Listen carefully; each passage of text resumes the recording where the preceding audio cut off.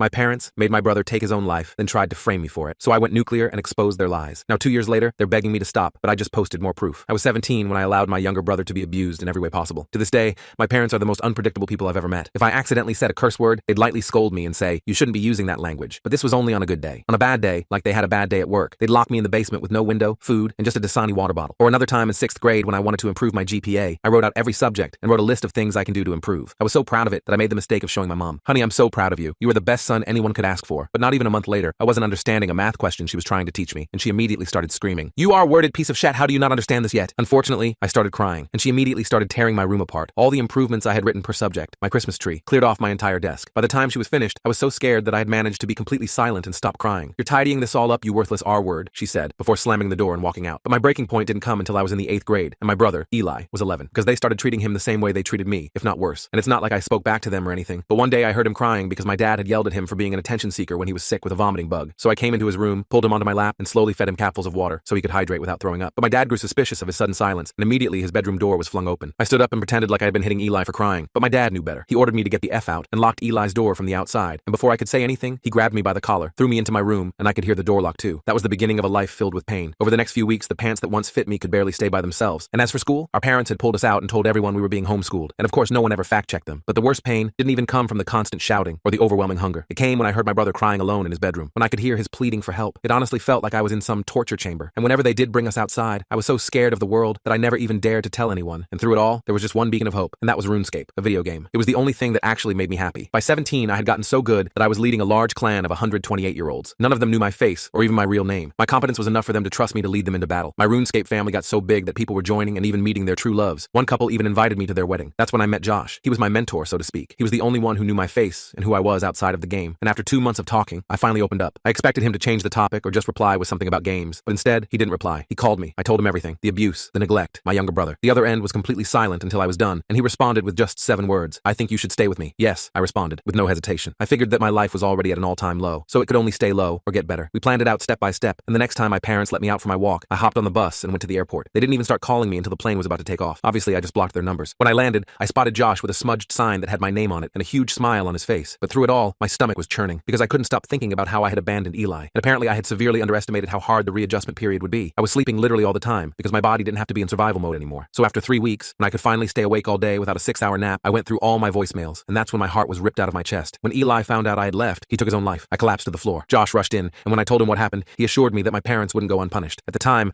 I thought he was just comforting me. I didn't understand the weight of his words. I kept replaying our final moments together, Eli's thin face and exhausted eyes haunting me. I should have found a way to take him with me. The night passed in a blur of tears and numbness. Josh helped me to bed, brought water I couldn't drink, while I stared vacantly at the ceiling until morning light filtered through the blinds. The dust particles dancing in the sunbeams seemed obscene in their beauty, the world continuing when Eli no longer existed in it. The guilt devoured me from within, Eli's face appearing every time I closed my eyes. Days melted together as I barely ate or moved. Josh tried his best, bringing food I couldn't stomach, attempting conversations that couldn't reach me. The sandwich would sit untouched until the bread dried out, the apple turning brown beside it. I existed in a fog of grief so thick I could barely see through it. One morning, I found him intensely focused on his laptop, typing furiously. The blue light reflected in his glasses as his fingers moved across the keyboard with unusual urgency. When questioned, he quickly closed it, muttering vaguely about looking into things. The screen snapped shut with a finality that struck me as odd, but grief dulled my curiosity. A week after learning about Eli, I discovered a small, unmarked box on the kitchen table, addressed only with my name. The cardboard was plain brown, sealed with clear packing tape that caught the morning light. Inside lay Eli's favorite pencil, the dinosaur-decorated one he'd chewed down to a stub. My hands trembled as I held this fragment of my brother. The familiar teeth marks on the wood sent a wave of memories crashing over me. Eli concentrating on homework, his small teeth working at the pencil as he thought. When I asked Josh about its delivery, his face drained of color. He suggested throwing it away, but I couldn't bear to part with it, instead wrapping it carefully in tissue and placing it in my dresser drawer. The soft sound of the drawer closing felt like sealing away a piece of my heart. 2 days later, another package arrived containing one of Eli's robot-patterned blue socks. The fabric was worn thin at the heel, exactly as I remembered it. Again, no note accompanied this painful reminder. Josh paced the kitchen, his footsteps creating a nervous rhythm on the linoleum as he concluded my parents must be behind these cruel deliveries. His voice rose with concern as he suggested changing addresses, his hands gesturing emphatically. The packages continued arriving every few days, each containing some small piece of Eli, a page from his notebook with his careful handwriting, a button from his jacket, a small plastic dinosaur missing one leg. Each item simultaneously reopened the wound and became precious to me. I stored everything in a shoebox under my bed, despite Josh's concerns that my parents were deliberately torturing me. The box became a shrine of sorts, a tangible connection to my brother that I would sometimes open just to touch the items inside, as if they might somehow connect me to him. As weeks passed, I struggled to move forward. Josh suggested pursuing my GED, something impossible while trapped at home. The idea of completing my education sparked a tiny flame of hope amid the darkness. I found a local program online, but encountered immediate obstacles when the administrator, Ms. Patel, required documentation I didn't possess. Her office smelled of coffee and paper, paper, the fluorescent lights humming overhead as she explained the requirements, her bangles jingling softly as she gestured to the forms. My parents had kept all my records locked away, controlling even this aspect of my future. Feeling defeated but increasingly determined not to let them continue controlling my life, I created a fake email address, impersonating a guidance counselor from my former school, and requested my transcripts for a transfer student. My heart pounded as I typed the message, certain I would be caught in the lie. Surprisingly, it worked, and 3 days later I had my academic records. The manila envelope felt impossibly important in my hands, the papers inside representing a future I might actually have. Josh seemed impressed but worried when I showed him, warning that reaching out increased the risk of my parents finding me. His concern sent chills through me, but I pushed aside my fears to focus on enrolling in the GED program. Ms. Patel accepted my documents, her dark eyes scanning them carefully before nodding her approval, and I started classes the following Monday, experiencing for the first time in years something resembling normal teenage life. The classroom was bright and clean, other students nodding hello as I found a seat, the normalcy of it all almost overwhelming. This fragile normalcy shattered 6 weeks after my arrival at Josh's when, returning from the grocery store at sunset, I spotted a familiar car parked across the street. My mother's car, with its distinctive dent above the right front tire and faded bumper sticker, the license plate partially obscured by tape. The plastic bags cut into my fingers as I froze, staring at the vehicle that represented everything I'd fled. Terror surged through me as I dropped my grocery bags and sprinted back to Josh's house, locking the door behind me before gasping out what I'd seen. Apples rolled across the floor, a carton of milk burst open on impact, spreading a white puddle that I barely noticed. Josh checked all entry points while suggesting I might be mistaken, attributing my sighting to stress and grief-induced paranoia. I wanted to believe him, but knew what I'd seen. The distinctive rust pattern along the door frame was unmistakable, burned into my memory from years of watching that car pull into our driveway, signaling whether to expect a good day or bad. That night, I woke to the sound of scratching at the front door, followed by the doorknob rattling. The noise cut through the darkness like a physical presence, instantly propelling me from sleep to terror. Frozen with fear, I texted Josh in the next room. Seconds later, the house alarm blared as Josh burst in wielding a baseball bat, instructing me to stay put while he investigated. The alarm's wail filled the apartment, so loud it seemed to vibrate through my bones. The police arrived to find no one, the officer dismissing the incident as likely neighborhood kids causing trouble. His flashlight beam swept across the porch as he shrugged, clearly eager to finish his report and move on. Josh installed new locks and security cameras the next day, but I couldn't shake the certainty that my parents had found me and were closing in. Every shadow seemed to hide their presence. Every unexpected sound made my heart race. Over the following weeks, Josh's behavior changed subtly. He spent more time on his phone, having hushed conversations that abruptly ended when I entered the room, quickly closing his laptop when I approached. His excuses became flimsy, claiming work calls when I knew he wasn't scheduled, mentioning errands that never seemed to result in anything being brought home. When I finally confronted him, he admitted to being in contact with my parents, who had somehow tracked my RuneScape account to identify him and offered money for information about my whereabouts. The kitchen light cast harsh shadows across his face as he explained, making his expression difficult to read. He claimed to be gathering intelligence on their plans to better protect me, but doubt crept in. The Josh who had rescued me wouldn't operate behind my back this way. His eyes didn't quite meet mine as he spoke, his fingers tapping nervously against the countertop. I locked my bedroom door that night, trust fracturing. The small click of the lock felt inadequate against the growing sense of betrayal. I pushed my dresser against the door for good measure, the wood scraping loudly against the floor. The next morning, Josh had vanished without explanation, his car gone and closet partially emptied, hangers swung empty where his clothes had been, the bathroom counter missing his toothbrush and razor. My calls went straight to voicemail as I spent the day jumping at every sound, expecting my parents to appear at any moment. The apartment felt suddenly alien, no longer a sanctuary, but a trap waiting to spring. By evening, concern for Josh began to override my suspicions until I discovered a note slipped under the front door. The paper was thin and white, the edges slightly crumpled. The typed message read, "He's mine. You don't get to save one and leave the other to die," accompanied by a photo of me asleep in Josh's house, in my bed. The image showed me curled on my side, completely vulnerable, unaware of being watched. Someone had been inside while I slept. Dropping the paper in horror, I backed away as nausea swept through me. I couldn't remain there alone, knowing they had invaded this space. The walls seemed to close in, the air suddenly thick and unbreathable. I hastily packed clothes and Eli's mementos into my backpack, taking the $200 I'd saved from odd jobs Josh had helped me find. The bills felt insubstantial against what I might need, but it was all I had. I spent that night in a cheap motel with a chair wedged against the door, barely sleeping as every hallway noise startled me awake. The room smelled of cigarettes and cheap cleaner, the sheets rough against my skin. The ceiling fan clicked with each rotation, a metronome counting the seconds until morning. The next morning, I checked my email on the motel computer, finding a notice from my GED program, warning that I'd missed 2 classes and risked being dropped. The ancient monitor displayed the message in pixelated text, another door closing. I couldn't return there either. My parents had identified all my regular locations. Then I remembered Josh mentioning his friend Marcus, who owned a downtown restaurant called Flips and frequently needed help. The restaurant's red neon sign was visible from blocks away, a beacon of potential safety. When I approached Marcus, a large man with a shaved head and tattooed arms, his expression darkened at Josh's name. The kitchen behind him hissed and clanged with activity, the smell of frying onions and grilled meat filling the air. He hadn't seen Josh in days, noting his friend had missed their planned inventory session. Seeing my desperation, Marcus offered me a dishwashing job with cash payment and no questions, explaining that he owed Josh a favor. His massive hands dwarfed mine as we shook on the agreement, his grip firm but not threatening. The work was grueling, but provided distraction from thoughts of Eli and my missing friend. Steam rose from the industrial dishwasher, making my shirt cling to my back as I loaded rack after rack of plates and glasses. My hands grew red and chapped from the hot water and chemicals, but the physical discomfort was almost welcome. Marcus allowed me to sleep in the small storage room above the restaurant, a cramped space barely fitting a cot and my backpack, but safer than Josh's compromised house. The room was hot during the day, cold at night, with the constant hum of the ventilation system and occasional shouts from the kitchen below. Still, it had a lock, and Marcus was the only other person with a key. For a brief period, I dared hope I'd escape detection, until, a week into my new job, I spotted my father entering the diner across the street wearing its uniform shirt. His familiar gait and posture were unmistakable even from a distance, sending ice through my veins. I ducked behind the dumpster, heart racing at the realization they had followed me here too, systematically closing in. The metal bin reeked of rotting food, but I pressed myself against it anyway, making myself as small as possible until he completely disappeared inside. That night, sleep proved impossible as I pondered the note's message. Was my father attempting to recapture me solely for punishment? For revenge over Eli's death? The single bulb hanging from the ceiling cast strange shadows across the walls as I paced the small room,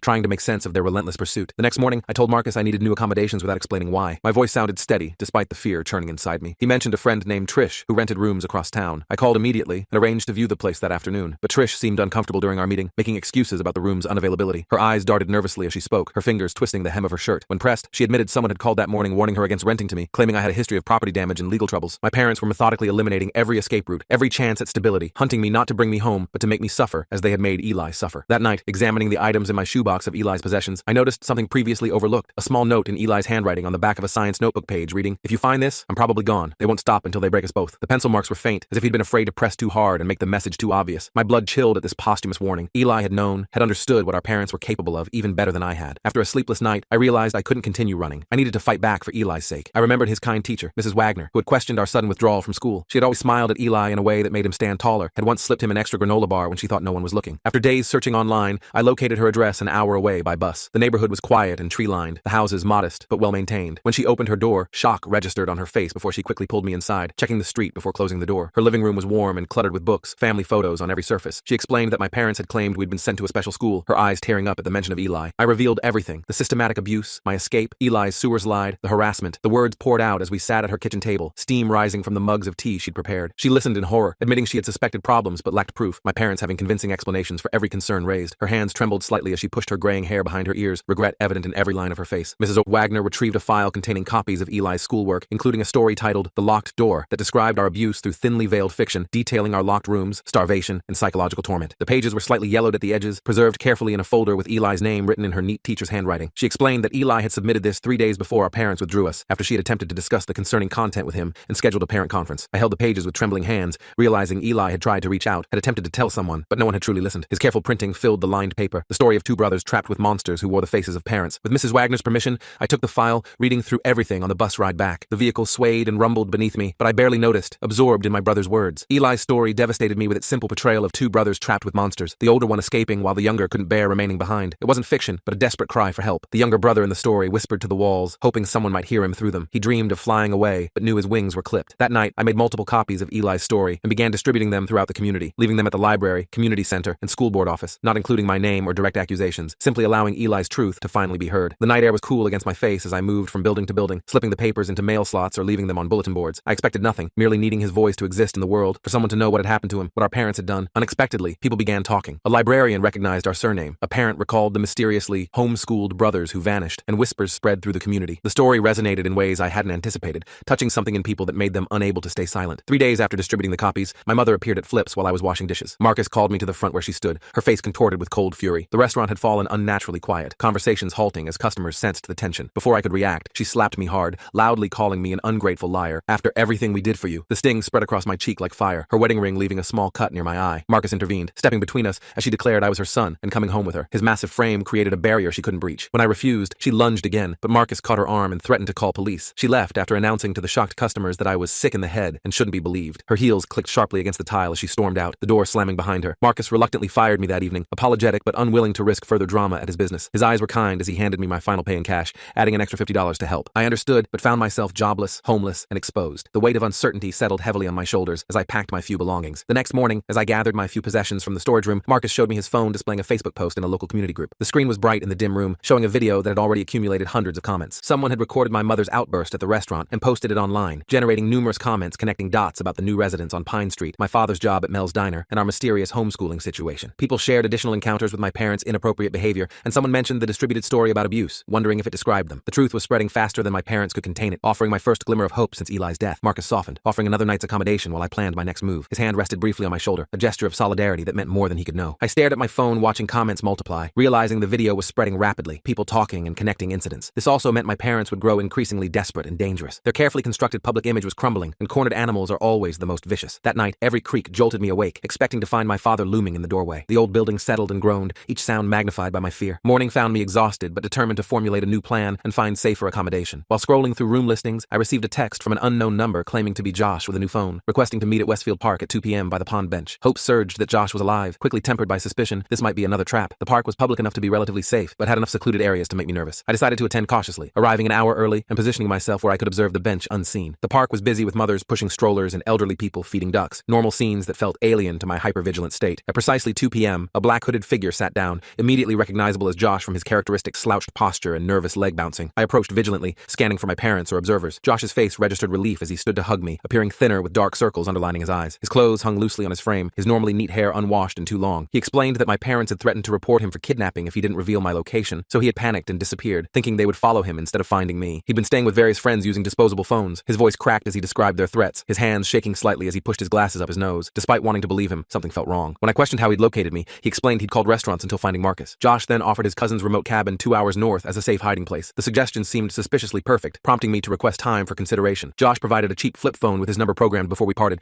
leaving me conflicted between trust and caution. The plastic phone felt light in my hand, a potential lifeline or another trap. Returning to flips, Marcus shared that my mother's video had gone viral. Someone had recognized my father at the diner, and he hadn't appeared for his shift. This information heightened my anxiety, wondering where my father might be if not at work. The knot in my stomach tightened as I considered the possibilities. An hour later, Marcus delivered a small brown courier package addressed to me without return information. The paper crinkled under my fingers as I carefully opened it, half expecting something harmful inside. Inside lay Eli's favorite toy soldier, the one he clutched when frightened, accompanied by a note in my father's handwriting. This isn't over. The small plastic figure was exactly as I remembered, one arm raised in eternal salute, the green paint chipped from years of handling. My blood chilled at this evidence they were still watching, still finding me regardless of precautions. I considered Josh's cabin offer while rereading Eli's story, a particular line catching my attention. The monsters always find you if you follow the path they expect. The words seemed to leap from the page, as if Eli was trying to guide me even now. This prompted me to question whether predictability enabled their persistent tracking. Rather than calling Josh immediately, I decided on an unexpected approach. The next morning, I visited the police station, not to report my parents, but to speak with Officer Daniels, who had responded to the break-in attempt at Josh's house and given me his contact information. The station smelled of coffee and floor cleaner, the fluorescent lights harsh overhead. After waiting 20 minutes, a tall man with salt and pepper hair approached. Recognizing me from the previous incident, I shared a carefully edited version of my situation, explaining I was being followed and needed safety advice. Officer Daniels listened attentively, his concern visibly growing before he suggested a discreet youth shelter run by someone named Vicky, writing down the address and her name. His pen scratched against the notepad as he wrote, his handwriting neat and precise. The shelter occupied a converted church on the town's edge, where Vicky, a woman with gray dreadlocks and kind eyes, showed me to a small room containing a twin bed and desk with a door that locked, allowing my first uninterrupted night's sleep in weeks. The mattress was thin but clean, the sheets smelling faintly of lavender detergent. The building retained some of its church features, high ceilings, arched windows covered with simple curtains, wooden floors that creaked with every step. The following morning, I used the shelter's computer to check the local Facebook group. Finding my mother's video had generated hundreds of comments, sharing additional incidents of my parents' public mistreatment of us. Small moments that individually seemed insufficient to report, but collectively painted a damning picture. A comment from Sarah Jennings caught my attention. I was their neighbor for years, those poor boys. I called CPS twice, but nothing ever came of it. The screen blurred slightly as tears filled my eyes. Someone had tried to help us, but the system had failed. I messaged Sarah privately, surprised when she responded within minutes, expressing concern and arranging to meet at a coffee shop near the shelter. The cafe was busy enough to feel safe, the hum of conversations and espresso machines creating a buffer of white noise around us. Sarah appeared to be in her 60s with short gray hair and glasses, immediately embracing me with tears in her eyes. Her cardigan smelled of fabric softener and something floral as she hugged me tightly, as if trying to make up for years of missed comfort. She explained having lived next door for 5 years, witnessing the stark contrast between my mother's public charm and private cruelty. She had documented incidents, calling Child Protective Services twice, but my parents had successfully deceived the social workers, presenting a normal household with typical noisy children. After our homeschooling began, Sarah had called again, but was told evidence was required for intervention. Her voice trembled with anger as she described the system's failures, her hands wrapped tightly around her coffee mug. She produced a flash drive containing her meticulous records, including recordings of shouting audible through the walls, explaining she had maintained these in case someone eventually needed them. The small device seemed impossibly important as she pressed it into my palm. Sarah also revealed our family home had been empty for weeks since my departure, suggesting my parents had abandoned everything to pursue me, to punish me for leaving, for surviving when Eli didn't. The thought sent a chill through me despite the warmth of the cafe. I thanked Sarah and returned to the shelter, the flash drive feeling impossibly heavy in my pocket. Concerned Josh might be in danger if my parents had been tracking me from the beginning, I called the number he'd provided, reaching voicemail where I left a warning message. The automated voice prompted me to speak after the tone, my words tumbling out urgently. That night, I listened to Sarah's recordings on the shelter's computer, her documentation proving remarkably thorough with dates, times, and brief descriptions of incidents. The computer speakers were tinny, but clear enough to hear the rage in my mother's voice, the sound of objects breaking, my father's cold commands. One file from when I was 14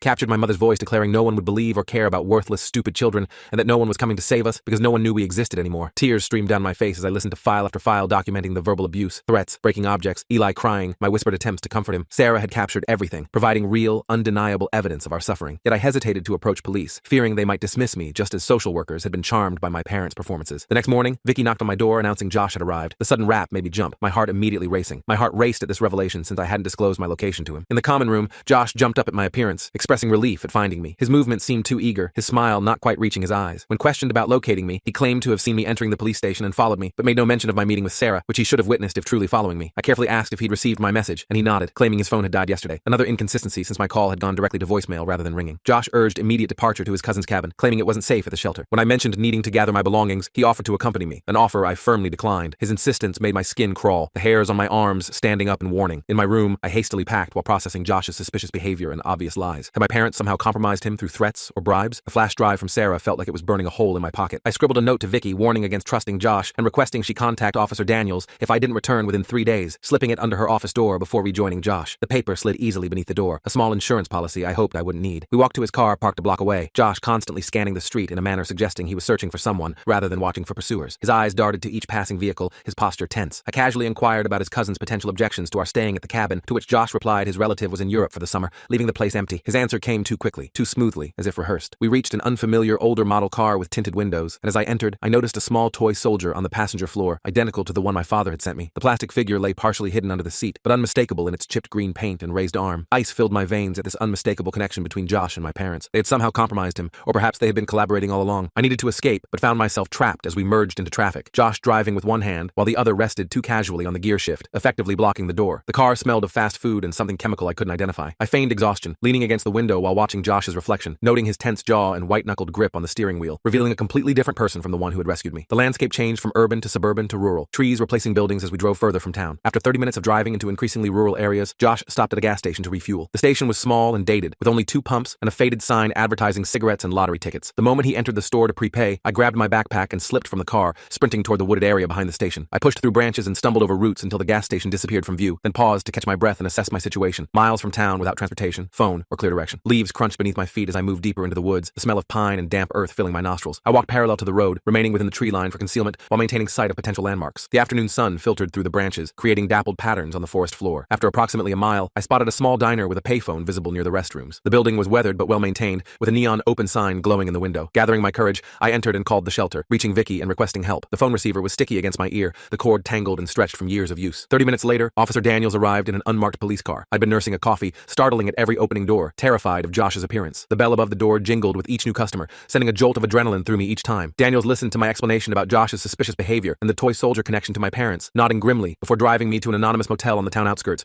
paying for 3 nights and advising me to use a false name and avoid contacting anyone connected to my parents or Josh. The motel was basic but clean, the bedspread a faded floral pattern that had seen better days. After his departure, I sat on the bed, overwhelmed by how quickly my tenuous security had unraveled, questioning whether Josh had genuinely been threatened or had betrayed me from the beginning. The walls of the room seemed to close in, as I considered how few people I could truly trust. The next morning, I walked to a nearby library and created a new email address to contact Sarah, explaining recent events and requesting another meeting. The library was quiet and cool, the smell of books and furniture polish oddly comforting. She suggested a busy downtown cafe with multiple exits, arriving before me with a large envelope containing printouts of social media profiles, news articles, and public records about Joshua Mercer, age 29, with a history of fraud and identity theft targeting vulnerable individuals. The papers were neatly organized with sticky notes marking important sections, Sarah's handwriting small and precise on each tab. The pieces aligned with sickening clarity. Josh hadn't rescued me from kindness, but had identified an opportunity in a desperate, isolated teenager without support systems, easy to manipulate and control. His gaming clan leadership had been the perfect hunting ground, allowing him to identify vulnerable targets while building trust. When I questioned why he would collaborate with my parents, Sarah revealed they had posted online rewards offering $5,000 for information about my whereabouts, not from love or concern, but because I had escaped, defied their control. The printout showed my mother's carefully worded post in a private group, framing me as mentally unstable and potentially dangerous, needing to be brought home for treatment. She also discovered our family home faced foreclosure, explaining why they had withdrawn us from school, not for homeschooling, but because they could no longer maintain appearances as their financial situation deteriorated, completely isolating us as their frustrations intensified. The bank notices were dated months before our withdrawal from school, the timeline matching perfectly with the escalation of abuse. Sarah squeezed my hand when I asked what to do next, encouraging me to continue fighting, to stay alive as Eli would want. Her fingers were warm and steady against mine, grounding me when everything else felt uncertain. I spent the following days in the motel, venturing out only for necessities while Officer Daniels checked on me daily, bringing food and updates. The room became a strange limbo, neither home nor prison, just a temporary holding place while my future remained unclear. On the 4th day, he arrived with news they had located Josh attempting to claim my parents' reward money and brought him in for questioning regarding the break-in attempt at his house. Josh quickly confessed to planning my delivery to my parents for payment, revealing they had contacted him through my RuneScape account after my departure. This confirmation that Josh had never genuinely cared, had merely viewed me as a commodity to exploit, deepened my sense of betrayal. The one person I had trusted completely had been playing a role from the beginning. When I inquired about my parents, Daniel sighed, explaining that without direct evidence of abuse, and with my approaching 18th birthday, legal action remained complicated. His uniform creaked slightly as he shifted in the uncomfortable motel chair, clearly uncomfortable delivering this news. I produced Sarah's flash drive, and Daniels listened to several recordings, his expression darkening before he acknowledged their helpfulness, while cautioning that proving the voices belonged to my parents presented challenges, and statutes of limitations affected some incidents. Though he attempted gentleness, I recognized the legal system would likely fail us again, as it had throughout our lives. The system designed to protect children had too many loopholes, too many ways for abusers to slip through. Daniel suggested that while criminal charges might prove difficult, public opinion had already turned against my parents through the viral video, circulating rumors, and Eli's story, people discussing their behavior and expressing anger. He noted that sometimes the most effective punishment isn't imprisonment, but having nowhere to hide from one's actions. His words lingered lingered with me long after he left, the idea that exposure itself might be a form of justice. I contemplated this perspective for days, considering justice, punishment, and what would truly impact my parents most significantly. The answer emerged while sorting through Eli's possessions, finding a journal page where he had expressed desire to become a writer someday, to tell stories that make people feel less alone. His handwriting was careful and deliberate, the page dog-eared as if he'd returned to it often. This revealed my path forward, simultaneously honoring Eli and holding our parents accountable. I contacted Sarah, who connected me with local journalist Mira Chen, known for covering systemic failures affecting vulnerable children. We met in her cluttered office where newspaper clippings covered the walls, and I presented everything. Sarah's recordings, Eli's writings, my detailed account of our experiences, even showing the shoebox of items my parents had sent to torment me. Coffee cups and notepads littered her desk, evidence of stories in progress. Mira listened attentively, occasionally seeking clarification without interrupting. When I finished, she acknowledged the story's power while ensuring I understood the permanence of public disclosure. I thought of Eli's attempted outreach through his story, how no one had truly listened, and confirmed my decision to proceed. Mira outlined a careful, legal approach that wouldn't directly name my parents, but would allow readers to connect obvious dots, focusing on systemic failures, neighbors whose reports weren't taken seriously, teachers with unaddressed concerns, and social workers deceived by my parents' performances. Her fingers flew across her keyboard as she took notes, occasionally pausing to ask follow-up questions that showed her thorough approach to reporting. The article appeared a week later as a front-page feature titled, "Invisible Children, How a System Failed Two Brothers," using only our first names without photographs, but providing sufficient context for anyone following recent events to identify the subjects. The newspaper felt heavy in my hands as I read the story, seeing our experiences laid out in black and white for everyone to see. The response proved immediate and overwhelming, with thousands of online shares, local television coverage, and others coming forward with similar experiences of children failed by protective systems and parents who manipulated investigations. Then came a note left on my motel room door, handwritten on torn paper. "You think this is justice? You think you're better than us? You left him. You." My father had signed with his full name,